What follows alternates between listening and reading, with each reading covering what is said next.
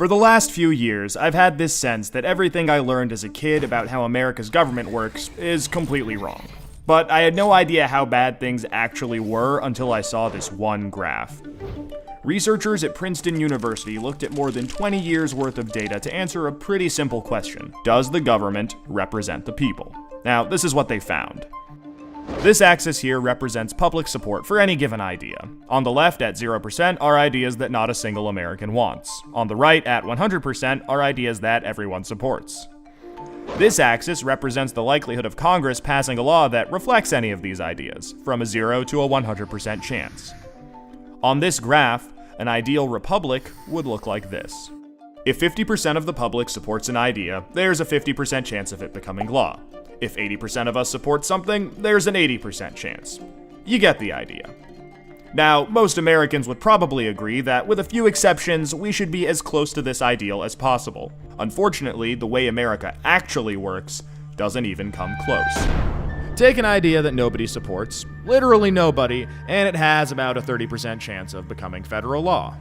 Now, take an incredibly popular idea, the most popular idea this country has ever seen, and there's also about a 30% chance of it becoming law.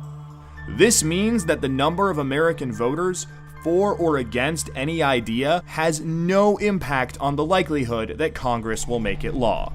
Put another way, and I'm just going to quote the Princeton study directly here, the preferences of the average American appear to have only a minuscule, near zero, statistically non-significant impact upon public policy. So if you've ever felt like your opinion doesn't matter and that the government doesn't really care what you think, well, you're right. But there's a catch. This flat line only accounts for the bottom 90% of income earners in America. Economic elites, business interests, people who can afford lobbyists, they get their own line.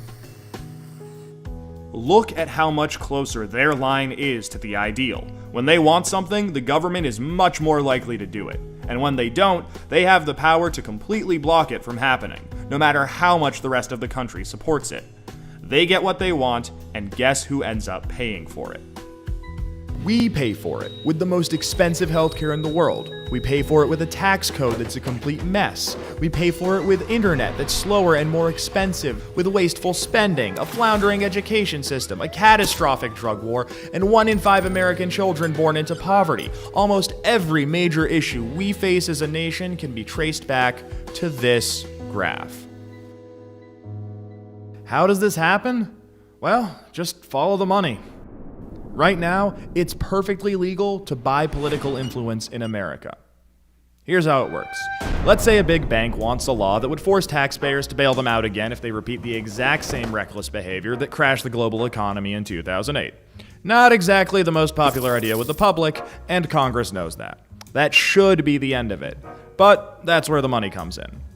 It's perfectly legal for our bank to hire a team of lobbyists whose entire job is to make sure that the government gives the bank what it wants. Then those lobbyists can track down members of Congress who regulate banks and help raise a ton of money for their re-election campaigns. It's perfectly legal for those lobbyists to offer those same politicians million-dollar jobs at their lobbying firm. Then, those lobbyists can literally write the language of this new bailout law themselves and hand it off to the politician they just buttered up with campaign money and lucrative job offers. And it's perfectly legal for those politicians to take the lobbyist-written language and sneak it through Congress at the last second. So now you've got a law that greatly benefits the banks, and the whole process can start over. This is how a bill becomes a law. A special interest hires some lobbyists, those lobbyists collect campaign contributions, offer jobs, and then write the laws that Congress then passes to help those same special interests. This happens every day on every single issue with politicians of both parties. In the last 5 years alone, the 200 most politically active companies in the United States spent $5.8 billion influencing your government. Those same companies got $4.4 trillion in taxpayer support. And that's trillion, with a T.